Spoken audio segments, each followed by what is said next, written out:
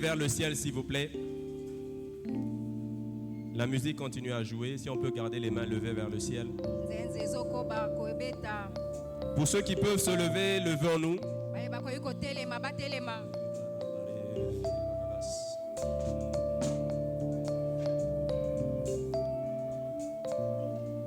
Je suis dans Ésaïe 64. Gardez la mélodie, s'il vous plaît. Oh, si tu déchirais les cieux. Oh, si tu déchirais les cieux. Si tu descendais, les montagnes s'ébranleraient devant toi. Comme s'allume un feu de bois sec. Comme s'évapore l'eau qui bouillonne. Tes ennemis connaîtront ton nom. Tes ennemis connaîtront ton nom. Et les nations trembleront devant toi. Les nations trembleront devant toi. Lorsque tu fis des prodiges que nous n'attendions pas, tu descendis et les montagnes s'ébranlèrent devant toi. Baissez le son du piano, s'il vous plaît. Jamais on a appris, ni entendu dire, et jamais l'œil n'a vu qu'un autre Dieu que toi fit de telles choses pour ceux qui se confient en lui. Pour ceux qui se confient en lui. Pour ceux qui se confient en lui. Père, je te rends grâce. Parce que pour ceux qui se confient en toi ce soir, tu fais ce que l'oreille n'a point entendu. Tu fais ce que l'œil n'a point vu. Seigneur, tu confonds les ennemis. Tu fais que les ennemis entendent parler de toi. Les systèmes sont confondus face à ta grandeur. Merci pour ta présence ce soir.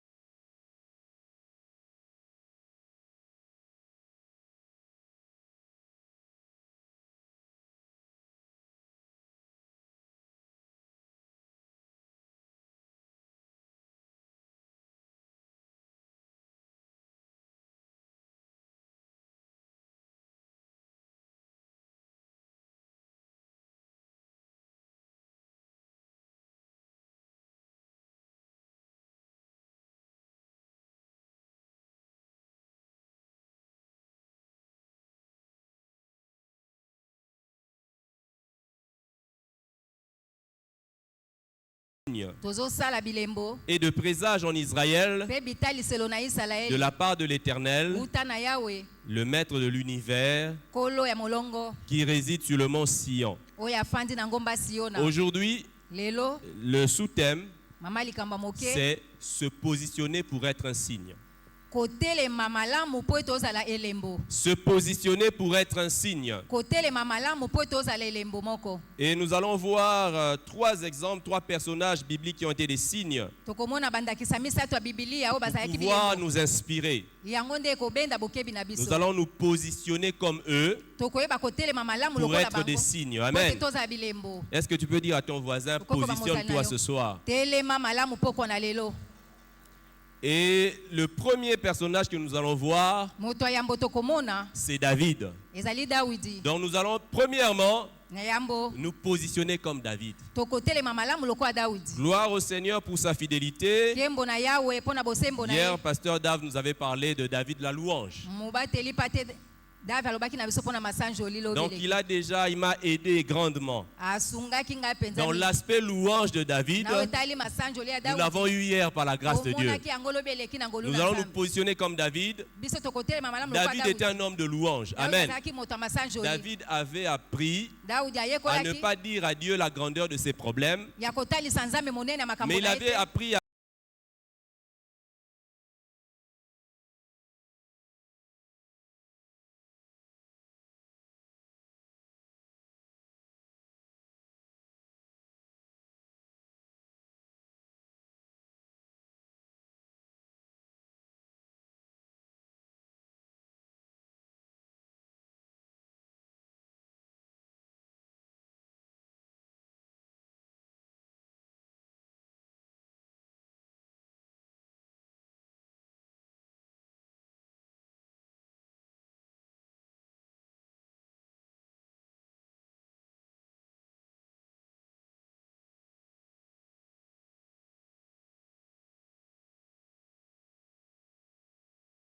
un texte que nous connaissons et nous allons essayer de le lire un peu plus attentivement. 1 Samuel chapitre 17. 1 Samuel chapitre 17.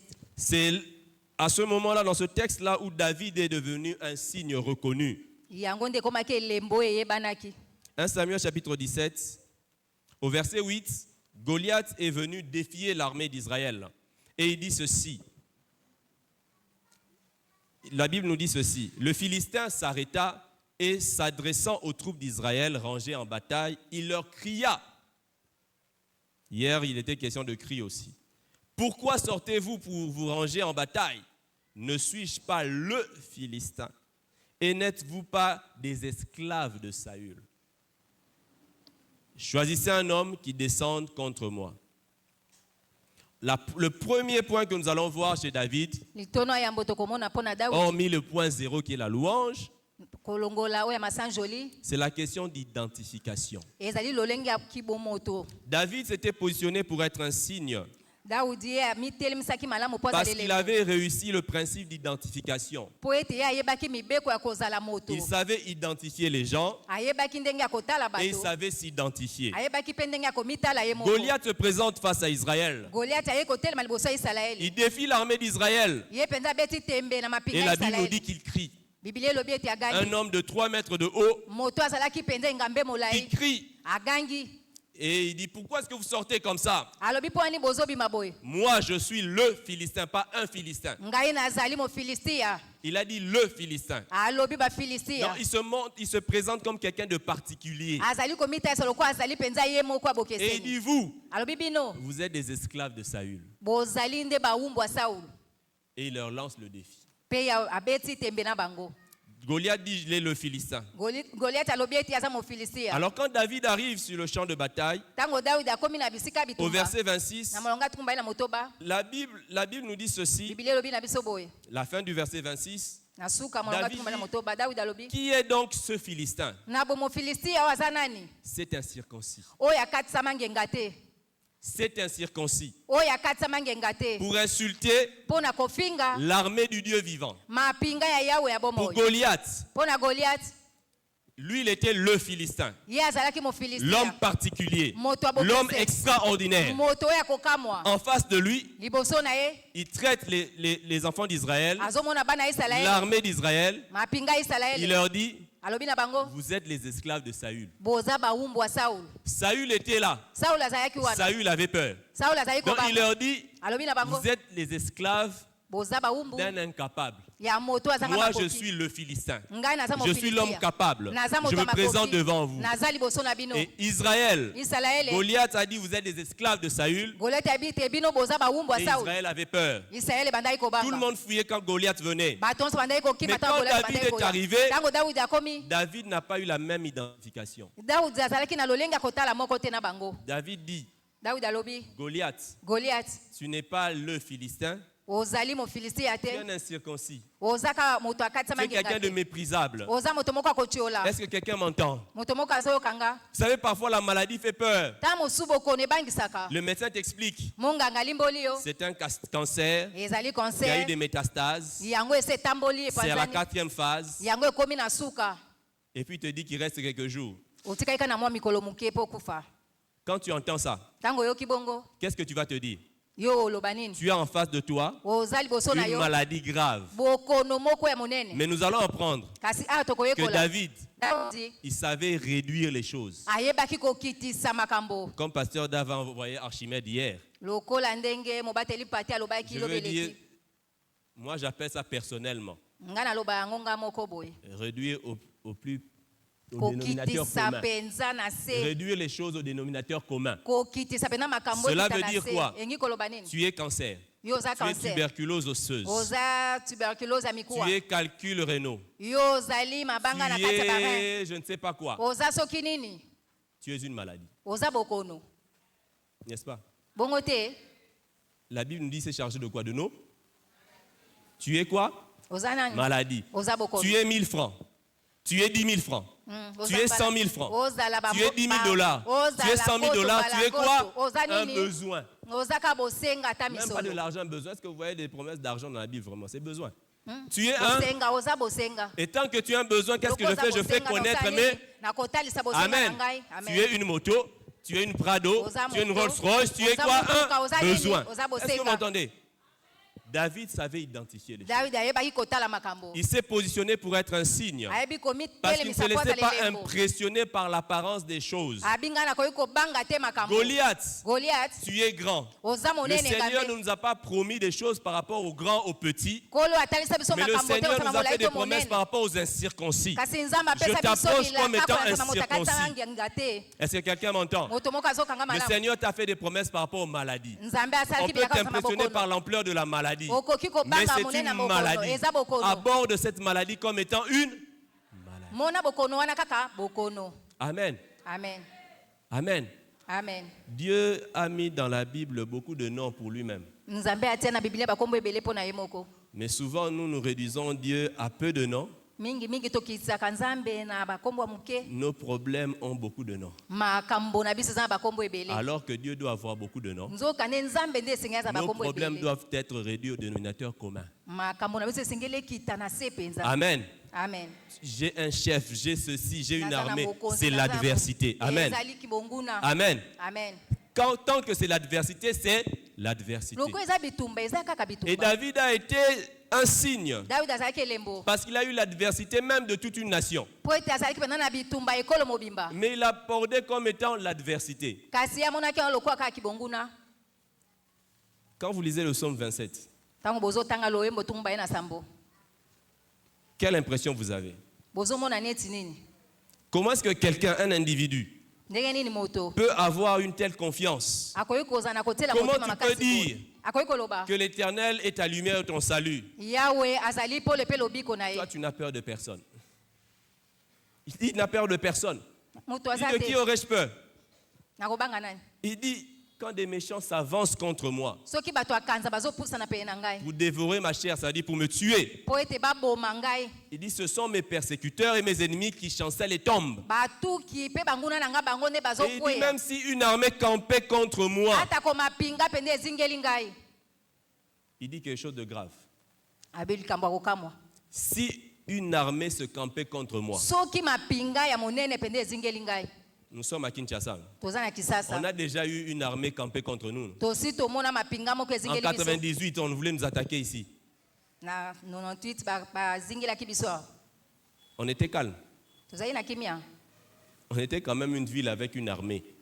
Mais on avait peur. Mais un individu dit, si une armée se campait contre moi, il dit, mon cœur n'aurait aucune crainte. C'est dans la Bible. Ça veut dire que c'est vrai. Il dit qu'une armée campe contre lui. Pourquoi est-ce qu'il n'a aucune crainte? Pourquoi est-ce qu'il est plein de confiance? Parce que ces gens-là se mettent en ennemis.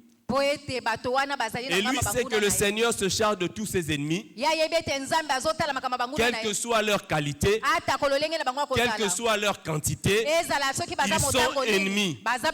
Amen. Amen.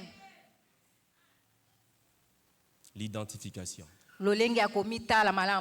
Comment est-ce que tu identifies les problèmes dans ta vie? Comment est-ce que tu t'identifies toi-même? Au verset 33, le roi Saül dit à David, quand David dit qu'il va les combattre, il dit, lui c'est un homme de guerre dès sa jeunesse. Donc Goliath c'est un homme qui a l'expérience. Et Saül dit à David, toi tu es un enfant. Tu es un enfant. Les autres le voyaient comme un enfant. Mais David ne se voyait pas comme les autres. David, dans la notion d'identification, David ne se voyait pas en fonction des autres. Pour te positionner comme étant un signe, ne te vois pas comme les autres. Amen. Ne sois pas la caisse de résonance des pensées, des opinions des autres.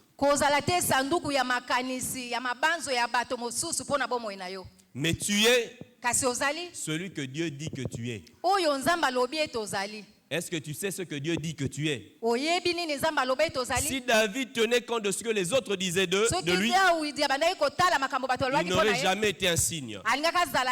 Parce que ses frères le traitaient de petit malin. Il était juste venu pour voir le combat, alors qu'il était venu pour se battre même.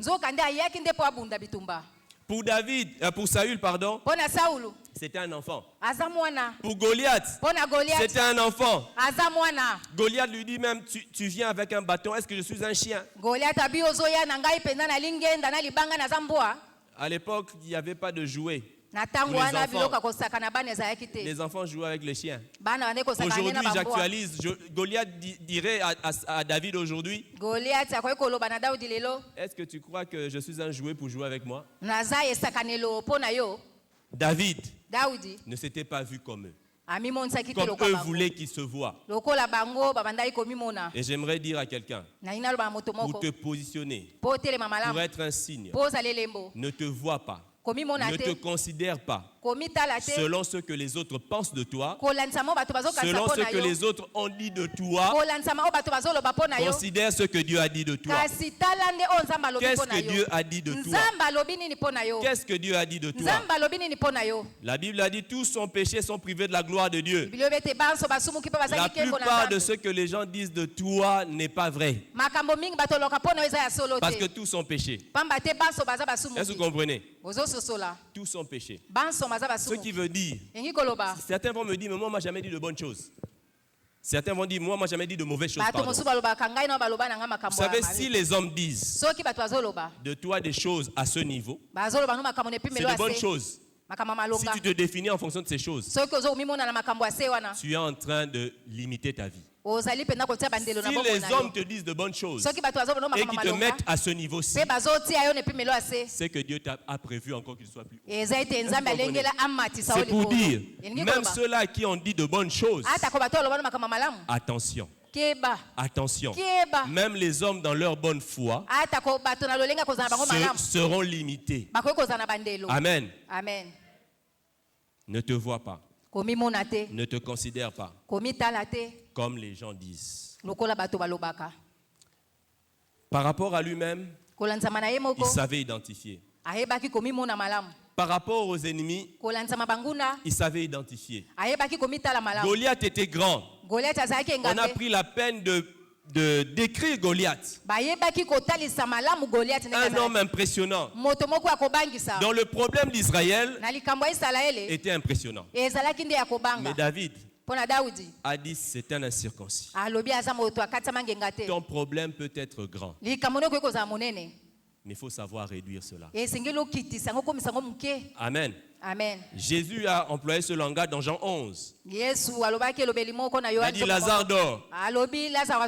Les disciples disent, vous voyez un peu le raisonnement, il dit s'il dort, il va se réveiller. Quand le Seigneur réduit la mort au sommeil,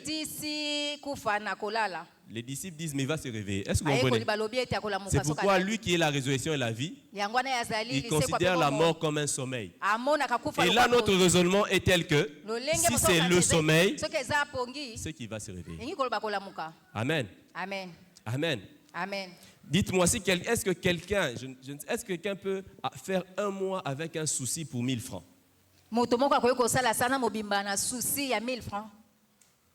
Même quand on manque, je ne pense pas qu'on peut faire un mois. On a le souci de 1000 francs. Un mois, souci à 1000 francs. Mais c'est possible de légitimer ici un souci de 100 000 $. On va dire, la somme est énorme, non? Je bénis le Seigneur. Une fois, je suivais un artiste, je suivais un reportage et on dit qu'un artiste, on dit que pour qu'il voyage, son avion qu'on lui affrète, c'était dans les 320 quelques mille $. 320 quelques mille $. J'ai crié.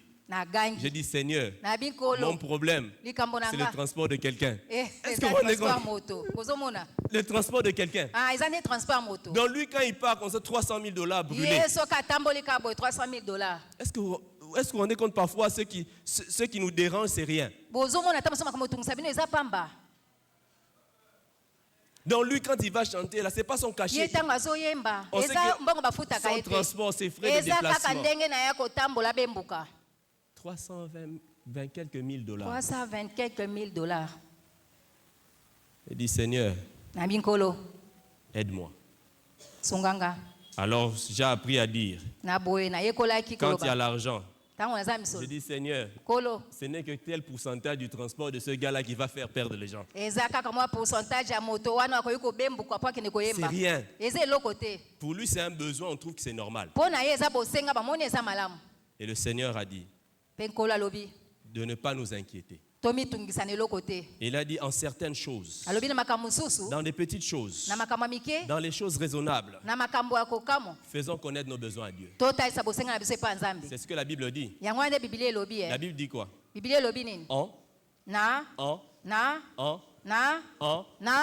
En toutes choses. En toutes choses. Quelle que soit l'ampleur. On fait quoi? On fait connaître à Dieu. Amen. Amen. On fait connaître à Dieu. On fait connaître à Dieu. Comment est-ce qu'on sera une église de millionnaires? Lorsque nos besoins seront à la hauteur de nos aspirations. Le pasteur a l'habitude de proclamer ici qu'il y aura des millionnaires. Et moi je crois que ce ne sont pas de paroles en l'air. Amen. Amen. Je crois que ce ne sont pas de paroles en l'air. Il y a quelques années, rien que ce parking-ci de l'église, Papa Tas, dans les années 80, c'était possible d'imaginer une église avec un parking comme ça. Est-ce que c'était possible? Moi, je me rappelle même, les gens des réveils, ils avaient des sandales en plastique. On savait reconnaître qu'ils sont passés là pour évangéliser parce qu'ils avaient des chaussures en caoutchouc.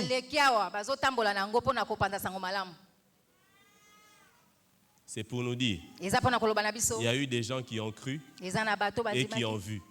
Et ce soir, j'appelle quelqu'un à croire pour voir. Amen. Crois pour voir.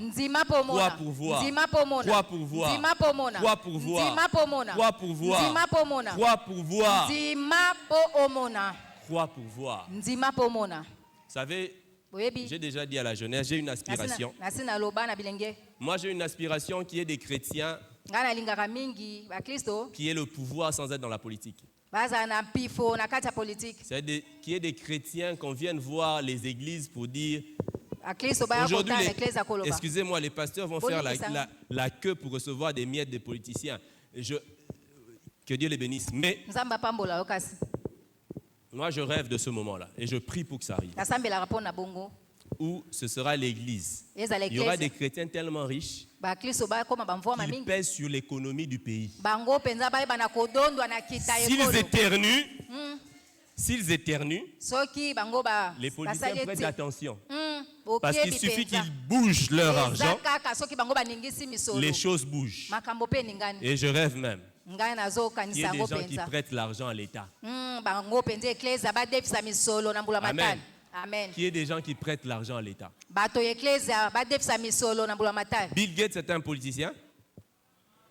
Elon Musk est un politicien. Bon, il est allé un peu s'embrouiller là un peu. Mais est-ce que c'est l'argent là-bas qu'il a eu l'argent? Non.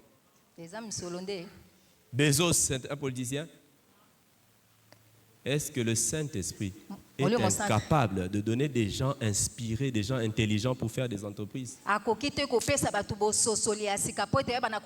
moi je prie qu'il y ait des Josué Mihimi qui émergent.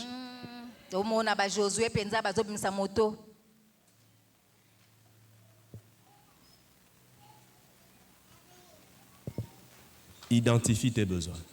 Ne te décourage pas face à l'ampleur de ceux qui sont en face de toi. David avait Goliath en face de lui. Mais Goliath n'était rien, c'était un incirconcis. L'or et l'argent appartiennent à qui?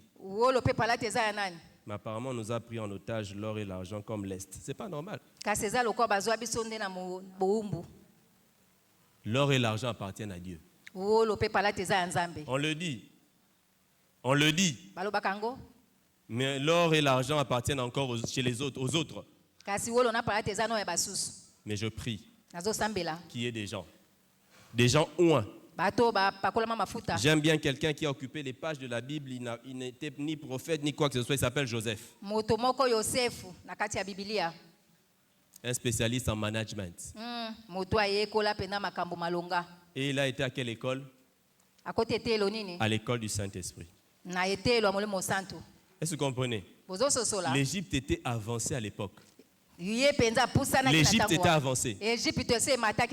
Mais la sagesse, la stratégie de Joseph, il n'y en avait pas en Égypte. C'est Joseph qui l'a amené. Amen. Amen. Amen. Amen. Quand on dit le Dieu d'Isaac, Dieu d'Abraham, Dieu d'Isaac, Dieu de Jacob. Isaac avait quelle activité, ce monsieur-là? Il n'était qu'entrepreneur. Alors je dis, Dieu, il se présente comme étant Dieu d'Isaac. Il est Dieu aussi d'un entrepreneur. Amen. Amen. Amen. Amen. Alors, je demande à quelqu'un, tes besoins sont grands, mais applique le principe d'identification. Réduis-les à des besoins. C'est un besoin. C'est un besoin. C'est un besoin. Tant que c'est un besoin, dis Seigneur, tu as dit en toutes choses, je te fais connaître mes besoins. Est-ce que quelqu'un m'a entendu? Est-ce que quelqu'un va se positionner pour être un signe? Est-ce que quelqu'un va reprendre les dossiers qu'il a jetés, les projets qu'il a jetés? Il va les reprendre pour dire Seigneur, tout est possible à celui qui croit. Je prends le risque de croire pour que ce que j'ai comme projet devienne possible. Amen. Amen. Amen. Amen. David savait qui il était. Il savait qu'il était celui-là qui était choisi par Dieu. Parce qu'il était choisi par Dieu, la vie ne pouvait pas le malmener. Le lion pouvait venir attaquer le troupeau. L'ours pouvait venir attaquer le troupeau. Mais David disait, ce que le Seigneur lui a donné, ce n'est pas pour le perdre. Alors il se battait. Et au nom de l'Éternel, il avait la victoire. Quand on s'identifie comme David, on comprend que ce que Dieu nous a donné, ce n'est pas pour pour le perdre. Amen. Amen. Parce que Dieu nous donne ce qui doit être multiplié. Alors David n'acceptait pas que le troupeau qu'il avait connaisse des pertes. Si tu veux te positionner comme étant un signe, tu dois refuser de subir les pertes que tu subis. Lève-toi contre les pertes que tu subis dans tes affaires. Lève-toi contre les pertes qui arrivent. Quand tu as de l'argent, c'est alors que des problèmes surviennent. Lève-toi. Résous ces problèmes par ta foi au nom de Jésus. N'accepte pas de perdre. David n'a pas dit que ça arrive dans la vie. Il y a des hauts et des bas. Je ne connais pas ce passage-là. C'est écrit où? Des hauts et des bas, c'est écrit où? Il y a des hauts et des bas. Ce n'est pas écrit quelque part. C'est pourquoi lui dit, quand je marche dans la vallée de l'ombre de la mort, il n'accepte pas le haut et les bas. Il dit, je ne crains aucun mal, car tu es avec. Maintenant, quand je passe par le bas avec El Elyon, est-ce que je suis vraiment bas? Je suis avec El Elyon, le Dieu très élevé. Et si je passe par le bas, je ne suis pas en bas parce que je suis avec El Elyon.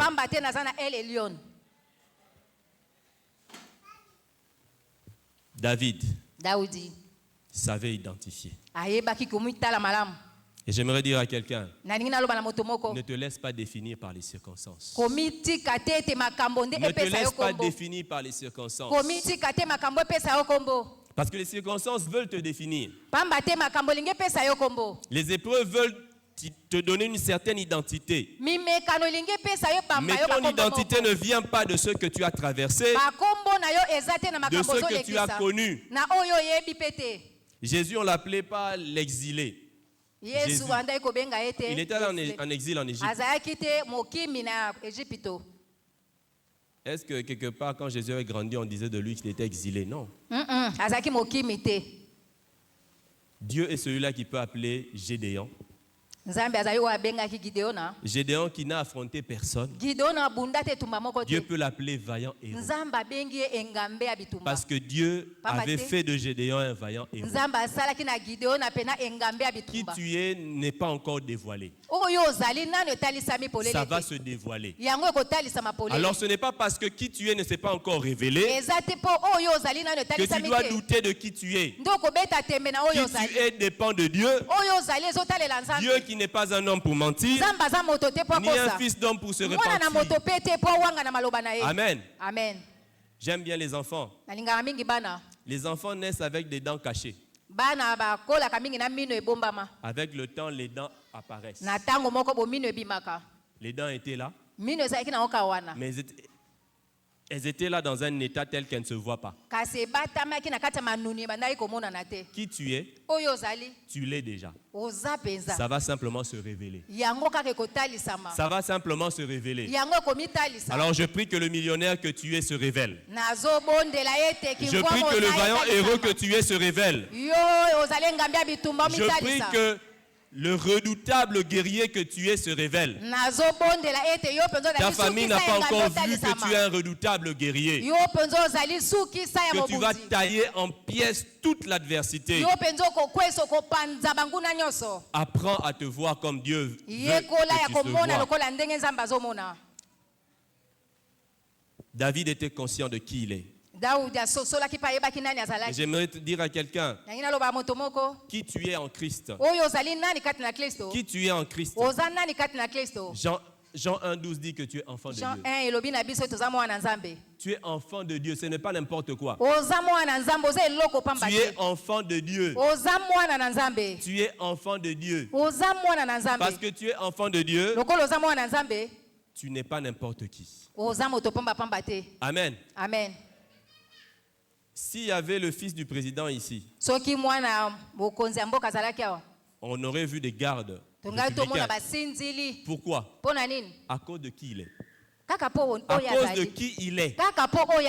Qui il est, fait qu'il y ait certaines dispositions à cause de qui il est. Alors je veux dire à quelqu'un, parce que tu es enfant de Dieu, le ciel prend un certain nombre de dispositions parce que tu es enfant de Dieu. Amen. Amen. Le ciel prend des dispositions pour toi. Mais seulement que certains ignorent tellement. On a peur. On a peur. On a peur. N'aie pas peur. N'aie pas peur. N'aie pas peur. Parce que tu es enfant de Dieu, tu es libre de la puissance des ténèbres. Tu es libre de la puissance des ténèbres. Tu es libre de la puissance des ténèbres. Vous savez, quand Goliath a lancé le défi, le deal était que celui qui va remporter le duel va dominer sur l'autre peuple. Donc celui qui aura perdu le duel, son peuple sera assujetti. Mais quand Goliath a perdu, les Philistins ont fui. Les Philistins ont pris la fuite.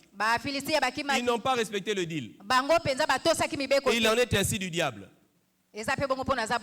Dans le deal, Jésus nous a représentés. Et comme Jésus a vaincu, le diable nous est soumis, nous est assujetti. Mais tellement il est menteur, il fuit.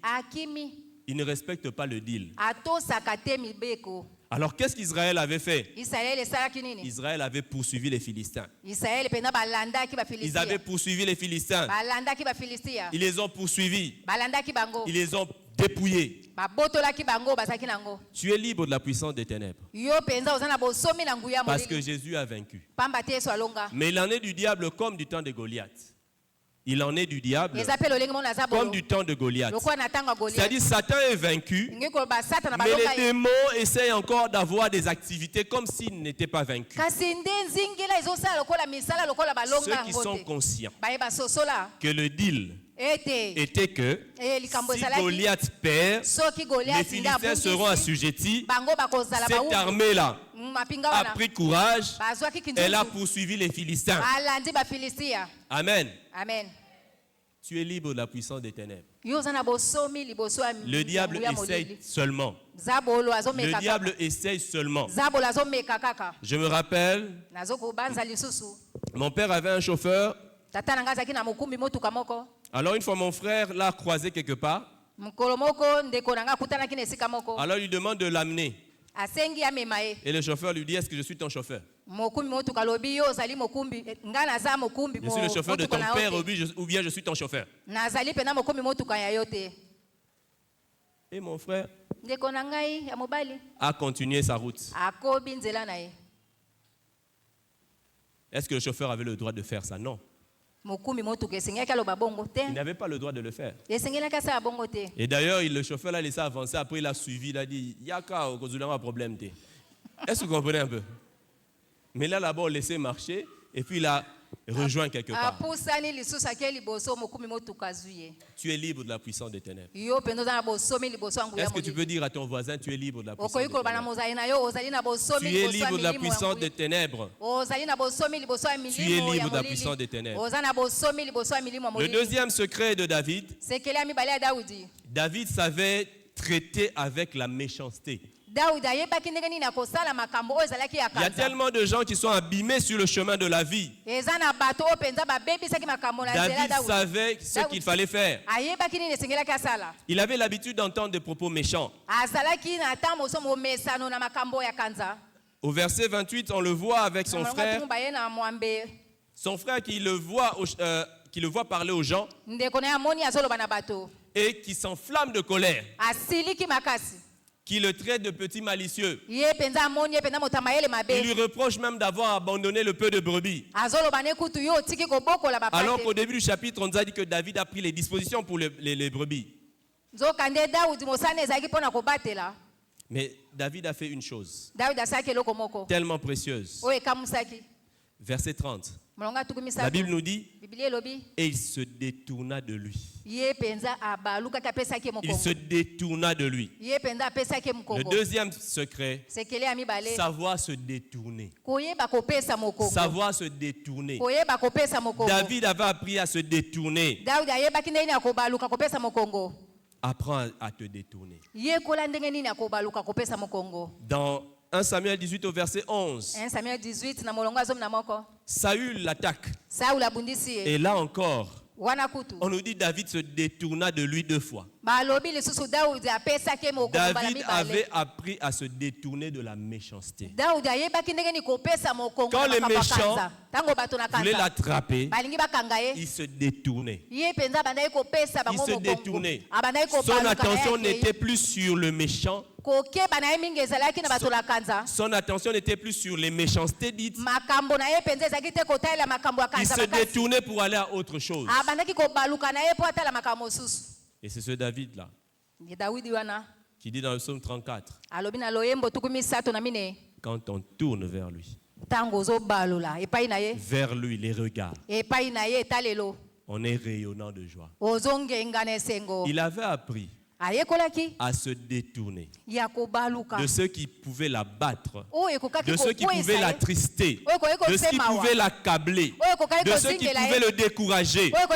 Il avait appris à se détourner pour se tourner vers Dieu. Aujourd'hui, il y a tellement de chrétiens qui souffrent parce qu'ils ne se détournent pas. On te dit des méchancetés ici. Et toi, tu es bien concentré pour tout entendre. Téléchargement. Tu ne veux rien rater même.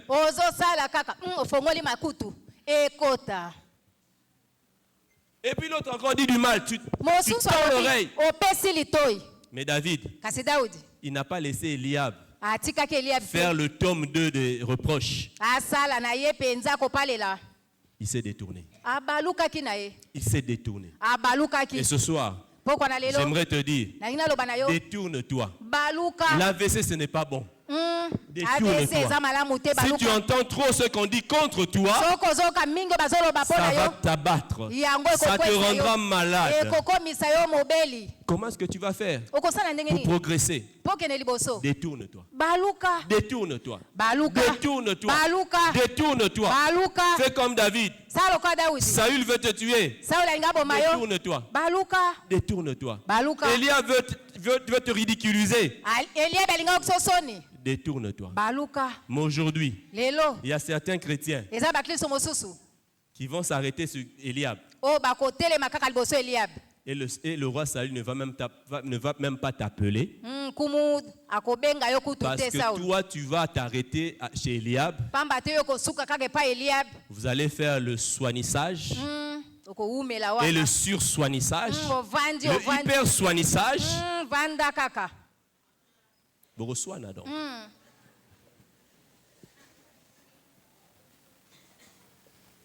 David s'était détourné. Et on voit juste après, le roi l'appelle. Il y a des chrétiens qu'on n'a pas appelés parce qu'ils se sont arrêtés chez Eliab. Certains sont découragés par Eliab. D'autres se sont chamaillés avec Eliab. Maintenant, au lieu de connaître ta foi, on sait comment tu te chamailles. J'ai un ami, il est pasteur aujourd'hui. Alors quand on était aux études, lui il était en cité universitaire. Alors une fois il y a un camarade qui l'embêtait souvent. Une fois il a enfermé le camarade dans la chambre et il a frappé. Il a bien tapé. Alors quand ils ont fini leurs études, quand ils devaient parler, le temps de témoignage, et puis son camarade là lui dit, en tout cas, j'ai appris que les chrétiens, quand ils sont décidés de taper quelqu'un, ils tapent mal. Alors ça fait mal à mon ami. Imagine, je m'en vais avec ce souvenir-là. Dans le Marocain, musulman a retenu que quand un chrétien tape, il tape mal. Est-ce que vous vous rendez compte? C'est le témoignage qui est resté. Alors que j'ai un autre. Un autre aussi en cité universitaire, on le provoquait. On mouillait son lit, on faisait beaucoup de choses. Et le frère, à chaque fois qu'il voulait réagir, le Saint-Esprit le retenait. Le Saint-Esprit le retenait. Le Saint-Esprit le retenait. Et il n'a rien fait. 3 ans. Et à la fin, son cochambrier est venu à genoux. Il dit, je veux être comme toi. Il a reçu le Seigneur. Ce monsieur-là est pasteur. Il a établi beaucoup d'églises souterraines. Est-ce que vous comprenez un peu? Détourne-toi. Détourne-toi. L'un ne s'était pas détourné, s'était focalisé sur le problème qu'il a réglé à sa manière. L'autre s'était détourné. Détourne-toi. Détourne-toi. Le deuxième personnage, deuxième positionnement, c'est Gédéon. Gédéon, dans Juge 6, Gédéon voit un ange lui apparaître. Et quand l'ange lui parle, l'ange l'appelle vaillant héros. Et Gédéon dit au verset 13, ah mon Seigneur, si l'Éternel est avec nous, pourquoi toutes ces choses nous sont-elles arrivées? Et où sont tous ces prodiges que nos pères nous racontent? Gédéon s'était positionné pour être un signe par le désir de voir Dieu à l'œuvre. Il dit, où sont ces prodiges? Où sont ces prodiges? Et Jésus dit dans Matthieu 5, 6, heureux sont ceux qui ont faim et soif de la justice. Ceux qui veulent voir les choses alignées aux normes divines. Ceux qui veulent voir les choses se faire selon Dieu. Gédéon voulait que les choses se passent selon Dieu. Il n'acceptait pas que les choses se passent selon Madian. Ceux qui se positionnent pour être un signe veulent voir Dieu à l'œuvre. Est-ce que tu veux voir Dieu à l'œuvre? Est-ce que tu veux que les choses se passent telles que Dieu veut? Gédéon le voulait. Gédéon le voulait. Et l'ange qui lui était apparu l'avait envoyé et lui avait dit, va avec la force que tu as. Et je prie que durant ces 40 jours, que quelqu'un reçoive l'ordre du Seigneur d'aller. Gédéon, il avait le désir de voir Dieu agir. Mais pour que Dieu agisse, il fallait que Dieu fasse quelque chose. Dieu devait rendre Gédéon dépendant de Dieu. Il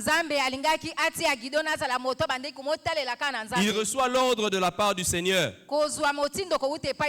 Il lui dit, va, détruis l'autel de Baal de ton père. Le peuple était dans l'idolâtrie. Son père avait un autel. Dieu dit, va détruire cet autel-là. Gédéon savait bien qu'en détruisant l'autel, il aura des problèmes. Donc Dieu lui dit, va te chercher des problèmes, moi je veux te secourir. Dieu voulait que Gédéon apprenne à dépendre de lui. Au commencement, l'homme dépendait de Dieu. La chute est venue introduire l'indépendance. Heureusement, en Christ, la dépendance a été restaurée. C'est pourquoi on dit marcher selon l'esprit. Amen. Amen. Marchez selon l'esprit et vous n'accomplirez pas les désirs de la chair. Donc si je ne veux pas dépendre de Dieu, je ferai ce qui est contre moi. Donc j'ai tout intérêt à dépendre de Dieu. Osée chapitre 2, au verset 16. Le Seigneur dit ceci. Au verset 14 plutôt, il dit, c'est pourquoi je veux l'attirer et la conduire au désert Et là, je parlerai à son cœur. Le Seigneur voulait restaurer Israël.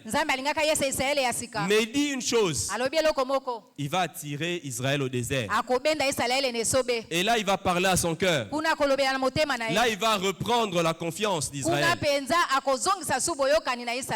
Israël avait fait 40 ans dans le désert. 40 ans où Israël dépendait de Dieu pour le manger, pour le boire, pour le vêtir, pour avancer, pour s'arrêter.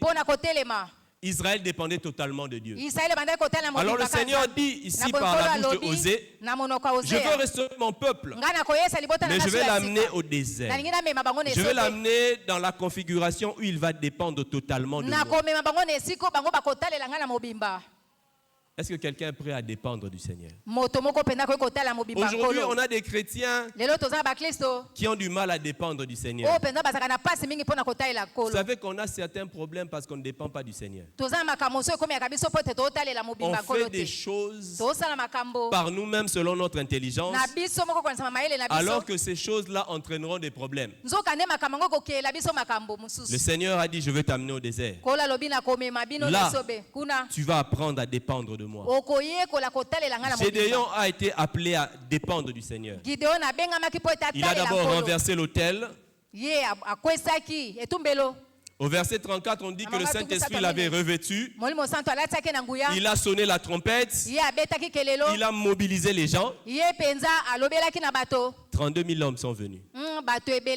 Et puis Dieu dit, ils sont trop nombreux. Il faut réduire le nombre. Il a réduit jusqu'à avoir 300. Pourquoi? Dieu voulait que Gédéon dépende de lui. Et j'aimerais dire à nous tous, disciples du Saint-Esprit, parfois on est frustré. Vous savez que c'est le Saint-Esprit a revêtu Gédéon. Gédéon a sonné la trompette. Il y a eu 32 000 hommes. Et puis le Seigneur dit, ils sont trop nombreux. Qui est venu sur Gédéon? C'est le Saint-Esprit. Qui a donné la capacité de mobiliser? C'est le Saint-Esprit. C'est pour dire, il faut toujours obéir. Amen. Le Seigneur qui dit, va à Morija avec ton fils, c'est le même qui dit aussi, ne fais rien, arrête. Il faut dépendre du Seigneur. Il y a parfois des gens qui ont tué Isaac. Il dit, c'est Dieu qui avait dit. Dieu t'avait conduit à certaines étapes, à la fin tu as agi sans lui. Apprenons à dépendre du Seigneur. Apprenons à dépendre du Seigneur. Amen. Apprenons à dépendre du Seigneur. J'ouvre une parenthèse pour le prophétique. Parfois certaines personnes croient que si le Seigneur te dit quelque chose, il faut forcément annoncer. Non, parfois il ne faut pas dire. Est-ce que vous comprenez? Tout ce que le Seigneur t'annonce, ce n'est pas pour être annoncé. Amen. Donc le Seigneur a promis cela. Je vais restaurer.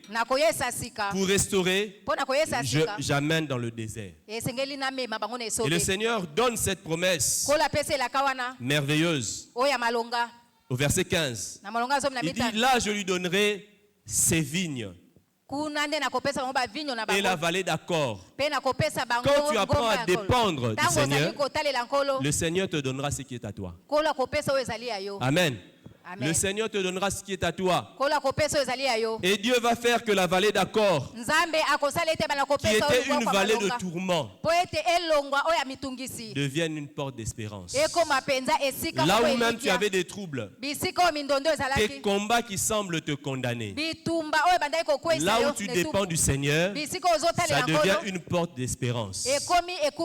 Goliath qui semblait condamner Israël est beaucoup plus David. Ce Goliath, c'est devenu une porte d'espérance. Aujourd'hui, quand on parle de David, il est difficile d'évoquer David sans connaître son combat, sa victoire face à Goliath. Quand le Seigneur t'amène à dépendre de lui, Il ouvre une porte d'espérance. Il transforme les défis, les tourments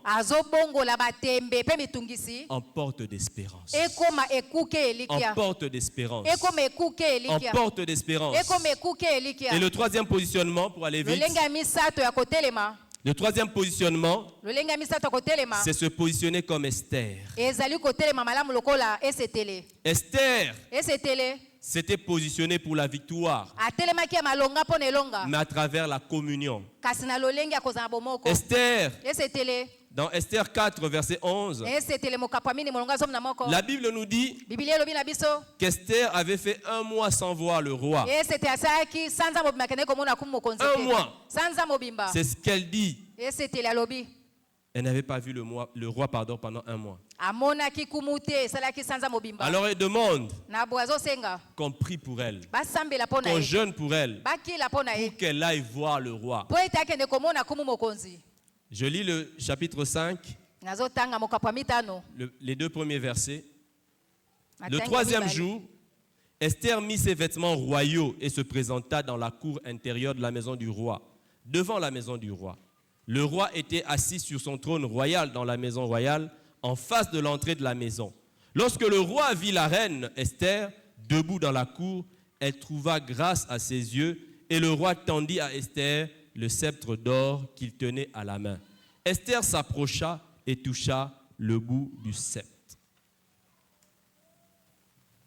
Ensuite, le roi, là je raconte la suite, le roi demande à Esther ce qu'elle veut. Et le roi dit, je suis prêt à tout te donner.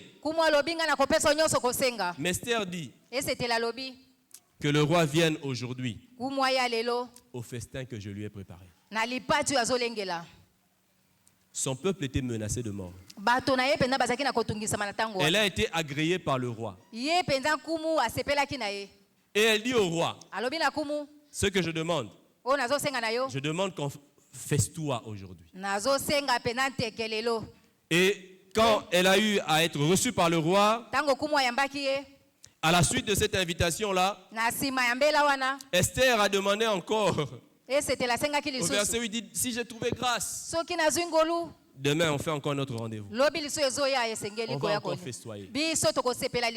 Qu'est-ce que nous voyons, qu'est-ce que nous tirons comme leçon ici? Esther avait une demande. Son peuple allait être exterminé. Mais ce que Esther fait, on a prié pour elle. Elle-même, elle a jeûné et prié. Mais pour aller voir le roi, on nous dit qu'elle a mis ses vêtements royaux. Pour aller voir le roi, elle s'est débarrassée des vêtements de deuil.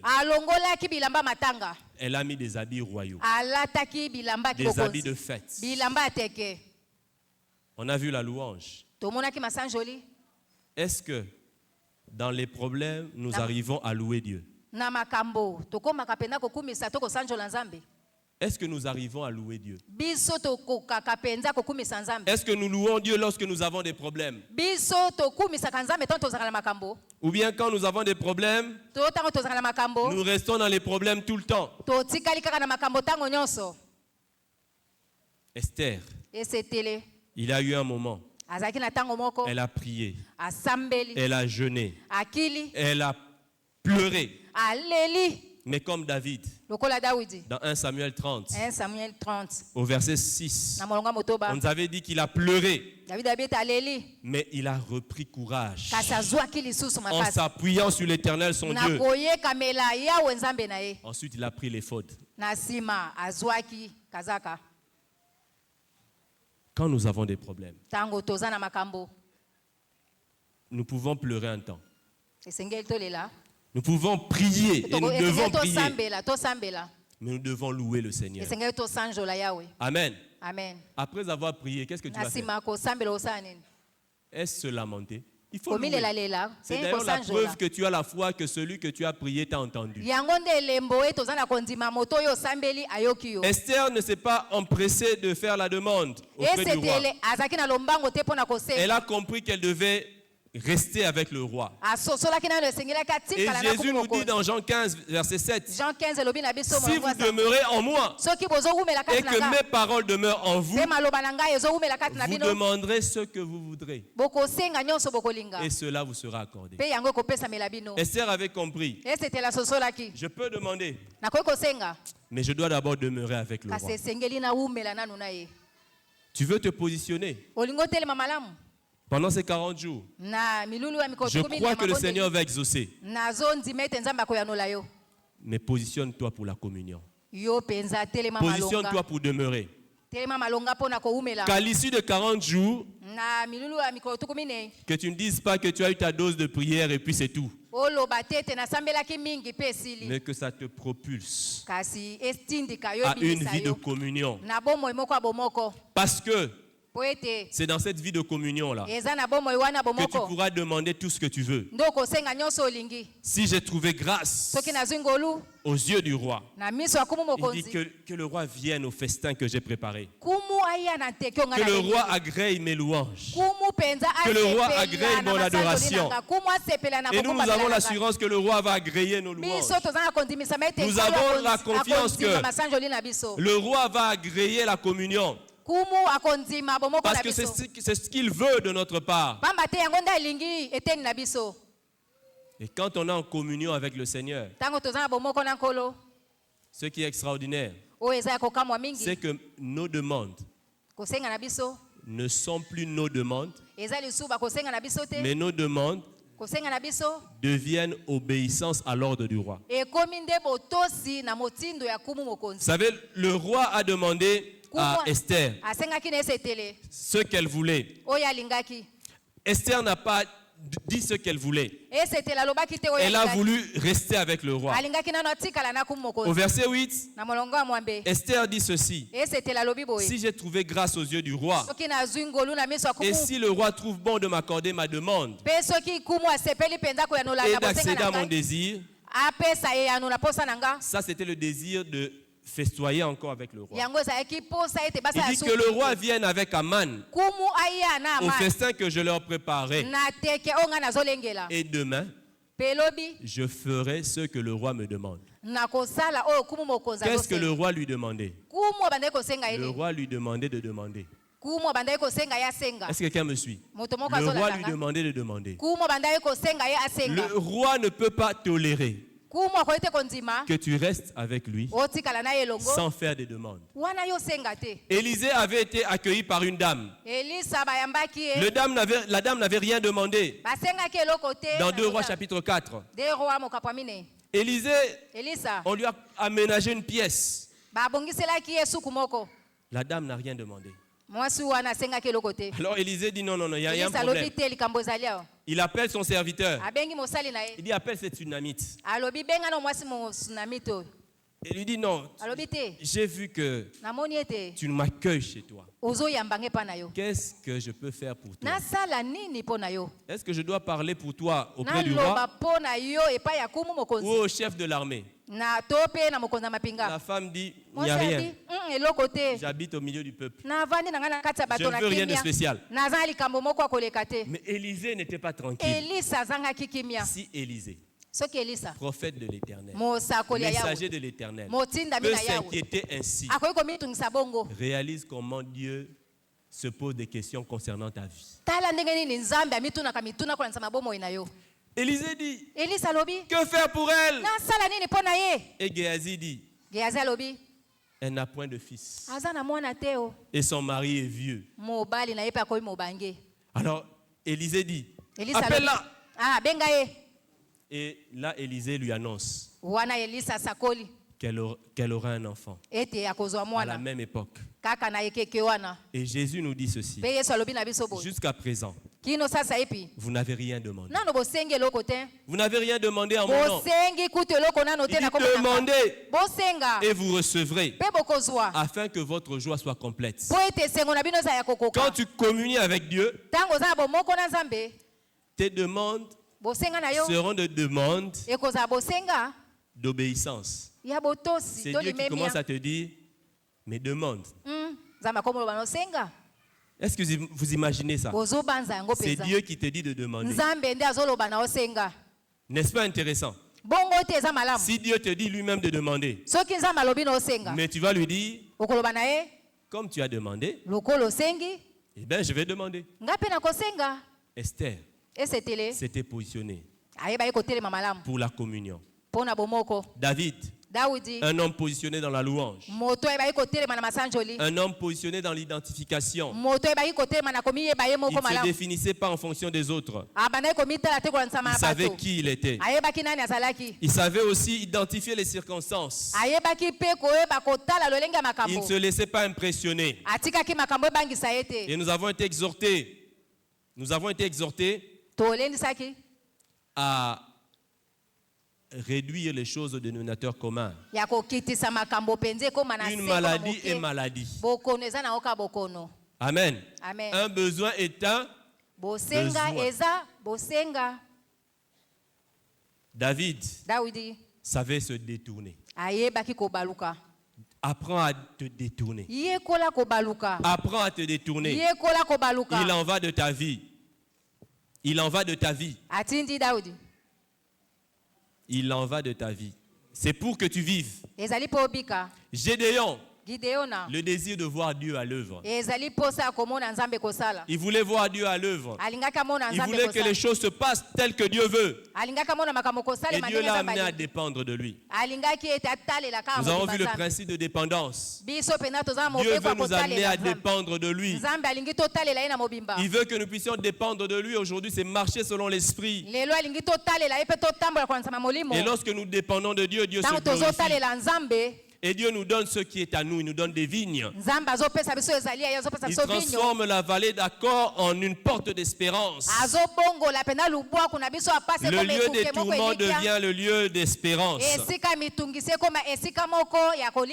Esther, la communion. La communion. Alors je vais me demander de prier, de profiter de ce temps. On va prier. On va prier. On va prier. On va prier. Dieu veut que nous soyons des signes. Il veut que nous soyons des signes. Et on va faire ceci. Tu vas proclamer que tu es enfant de Dieu. Ça a l'air d'être banal. Mais tu es enfant de Dieu. Dis que tu es enfant de Dieu. Tu es enfant de Dieu. Là où on te maltraite parce qu'on te voit comme un simple employé, tu es enfant de Dieu. Dans la maison où on te maltraite, on te malmène parce que tu es locataire, tu es enfant de Dieu. Tu es enfant de Dieu. Tu es enfant de Dieu. Tu n'as pas à être malmené par la peur des circonstances. Tu es enfant de Dieu. Tu es enfant de Dieu. Tu es enfant de Dieu. Alors proclame que tu es enfant de Dieu. Tu es enfant de Dieu. Tu es enfant de Dieu. Tu es un enfant de Dieu authentique. Racheté par le sang de l'agneau. Tu as été adopté. Tu es enfant de Dieu. Quand les hommes te malmènent comme si tu n'as aucun soutien, tu es enfant de Dieu. Ton Père est vivant. Tu n'es pas seul. Tu es enfant de Dieu. Les gens pouvaient voir David seul, mais David savait que l'Éternel était avec lui. Tu es enfant de Dieu. Tu es enfant de Dieu. Parce que tu es enfant de Dieu, tu as droit à la bénédiction. Parce que tu es enfant de Dieu, les chaînes tombent. Parce que tu es enfant de Dieu. Parce que tu es enfant de Dieu, tu n'as pas à redouter l'avenir. Et tu vas dire à l'avenir, j'arrive, j'arrive, j'arrive au nom de l'Éternel. David a dit à Goliath, tu marches avec le javelot, la lance, mais moi, je viens au nom de l'Éternel. Proclame à ton avenir. Dis-lui que je viens. Dis à la fin de l'année 2025. Dis à 2026. J'arrive au nom de l'Éternel. J'arrive au nom de l'Éternel. Tu es armé comme si tu vas me faire du mal. Mais j'arrive au nom de l'Éternel. J'arrive au nom de l'Éternel. J'arrive au nom de l'Éternel pour démontrer que mon Dieu est vivant. Alléluia. Alléluia.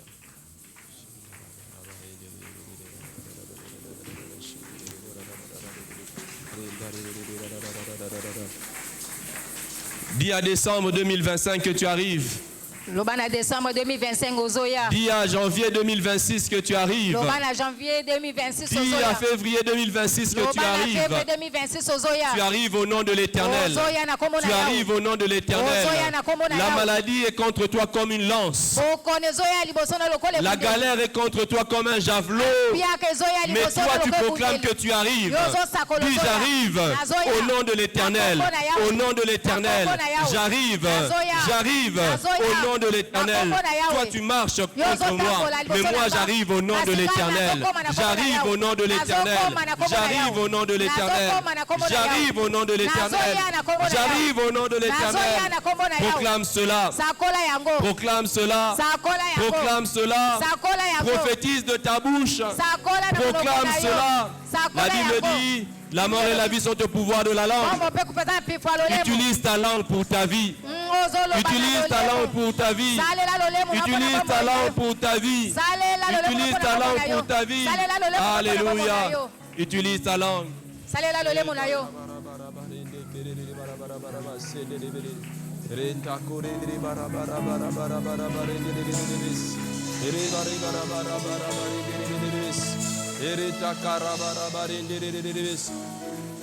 Dis à 2026 que tu arrives au nom de l'Éternel. Dis à 2026 que tu arrives au nom de l'Éternel. Alléluia. Alléluia. Tu arrives. Tu arrives. Tu arrives. Tu arrives. Tu arrives. Alléluia.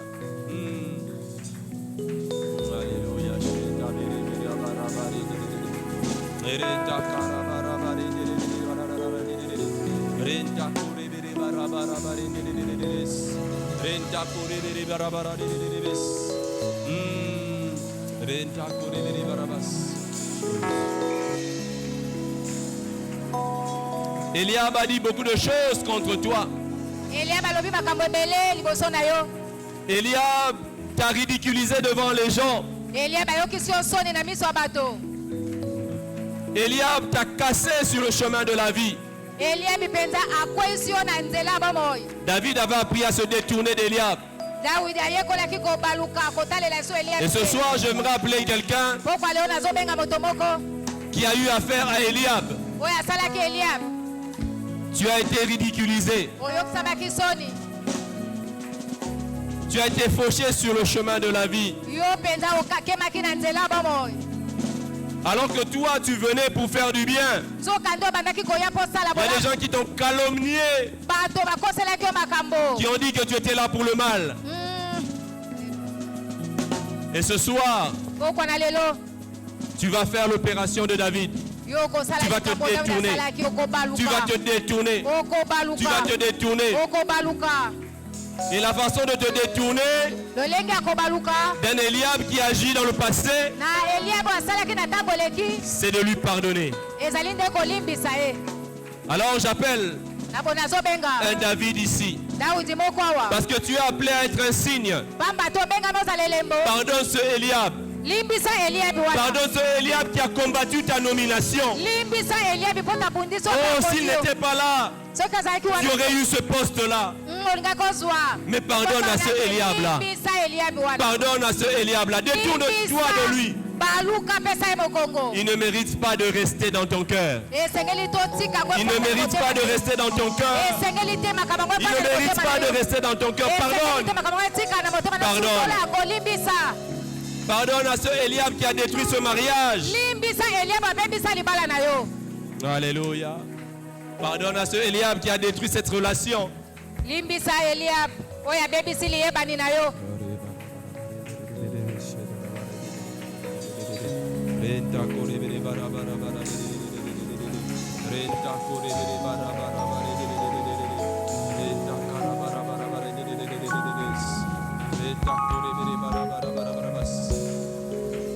Maintenant, prie pour savoir te détourner. Proclame. Proclame que dans ta vie, désormais tu vas te détourner des propos méchants, des hommes méchants. Tu vas te détourner d'eux. Tu vas échapper au filet de l'oiseleur. Tu vas te détourner d'eux. Proclame cela. Proclame que la grâce de te détourner se manifeste dans ta vie. Dans cette grâce de se détourner, il y a aussi la grâce d'échapper au poison, aux empoisonnements. Cette grâce d'échapper aux empoisonnements. Cette grâce d'échapper au filet de l'oiseleur. Ils peuvent monter des coups parfaits. Ils peuvent monter des coups parfaits. Toi, tu échapperas aussi parfaitement de leurs coups parfaits.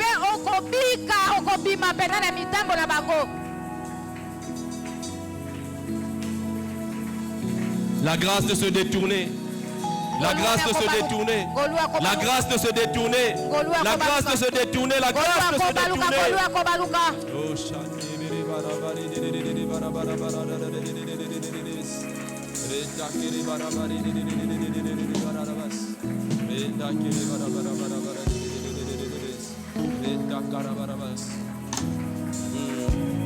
Tu vas prier, tu vas dire Seigneur, je veux dépendre de toi. Je veux dépendre de toi. Parce que telle voie paraît bonne, mais c'est la voie de la mort. Je veux dépendre de toi. Je veux dépendre de toi. Saint-Esprit, je veux dépendre de toi. Saint-Esprit, je veux dépendre de toi. Saint-Esprit, je veux dépendre de toi. Alléluia.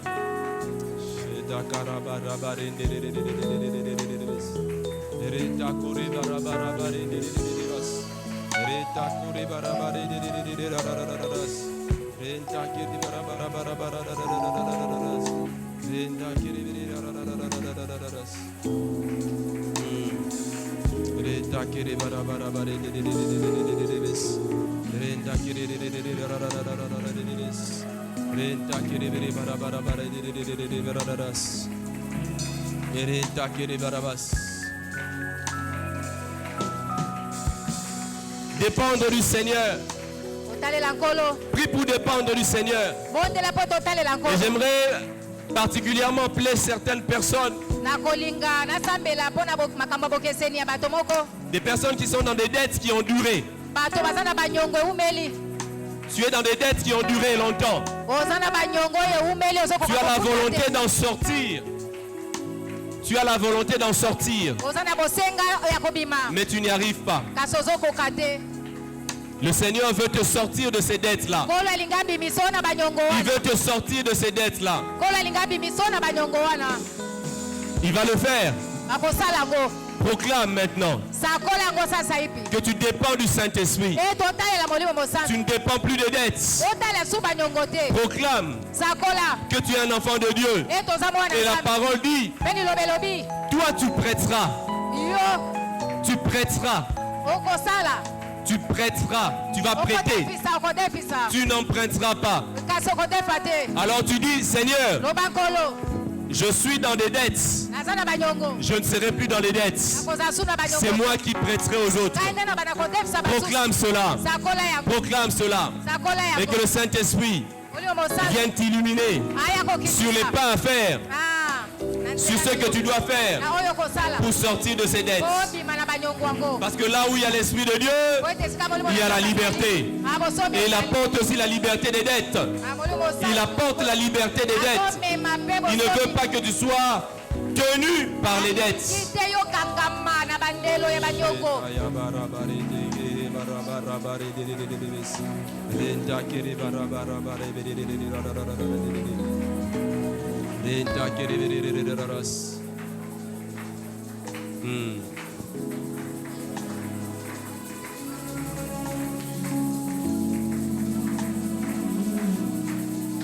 Il y a une dame qui s'appelait Léa. Dans la Bible, dans Genèse 29, on nous dit que Léa était haïe. Elle était haïe. Mais la Bible nous dit au verset 31, le Seigneur avait vu qu'elle était haïe. Alors Dieu a ouvert sa matrice. On dit mais Rachel était stérile. Et j'aimerais particulièrement prier pour une Léa. Léa, ça peut être toi au masculin. Tu subis des injustices là où tu es. Tu subis des injustices même dans ton travail. Tu es là comme si on ne voulait pas de toi, on veut se débarrasser de toi. Mais la Bible dit, l'Éternel vit que Léa était haïe. Et j'aimerais dire ce soir, l'Éternel a vu que tu es haï. L'Éternel a vu que tu n'es pas aimé. L'Éternel a vu que tu n'es pas aimé même de cette belle famille. Alors le Seigneur ouvre la matrice. Le Seigneur te donne des possibilités que les autres n'ont pas. Le Seigneur te donne des possibilités que d'autres n'ont pas. Des possibilités qui vont te distinguer. Le Seigneur t'ouvre des portes. Le Seigneur t'ouvre des capacités. Le Seigneur active des dons dans ta vie.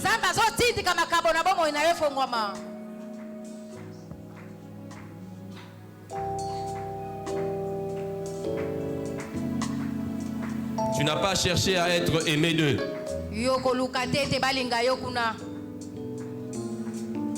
Reconnais que tu es aimé de Dieu. Reconnais que tu es aimé de Dieu. Reconnais que tu es aimé de Dieu.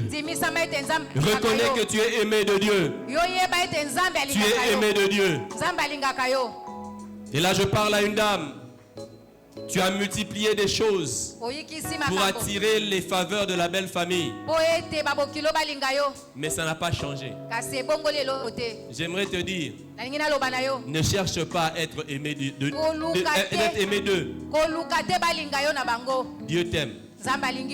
Dieu t'aime. Sois juste ce témoin de l'amour de Dieu. Mais ne cherche pas à les conquérir autrement. Dieu t'aime. Dieu va te justifier. Dieu va te justifier.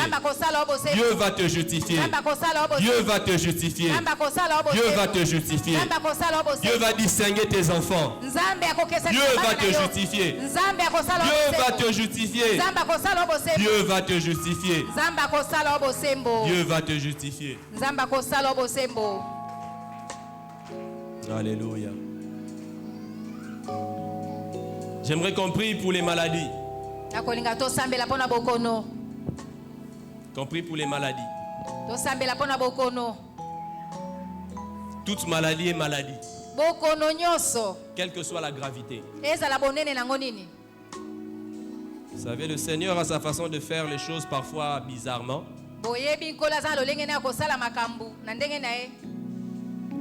J'ai eu mes enfants qui étaient à l'hôpital la semaine dernière. C'était un rappel aussi pour que je néglige pas la guérison.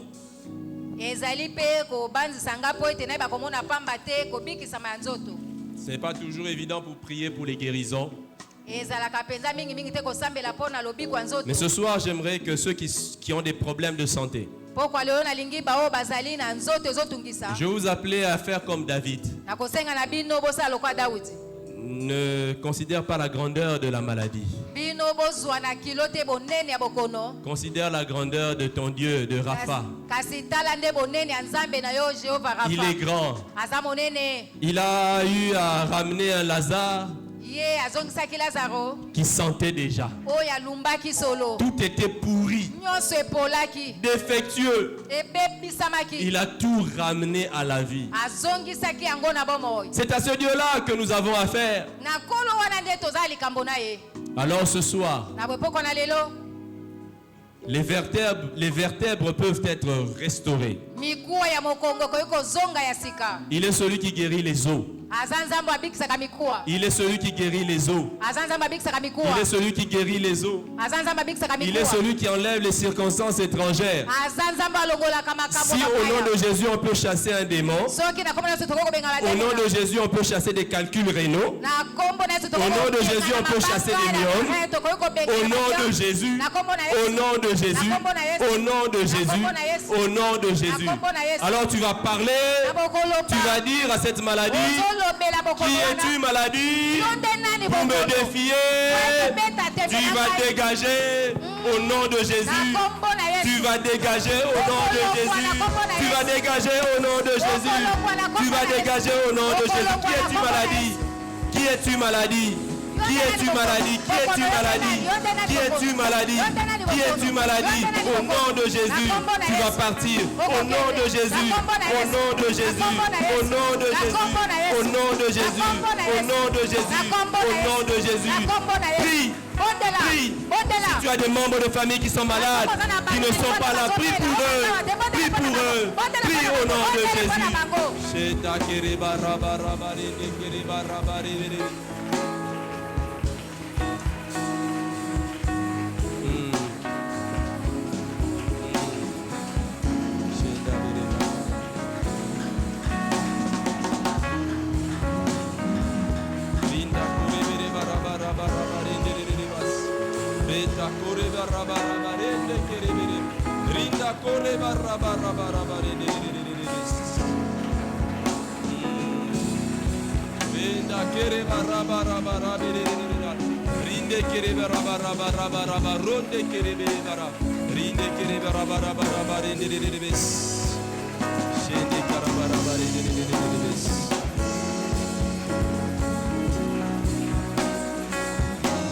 Alléluia.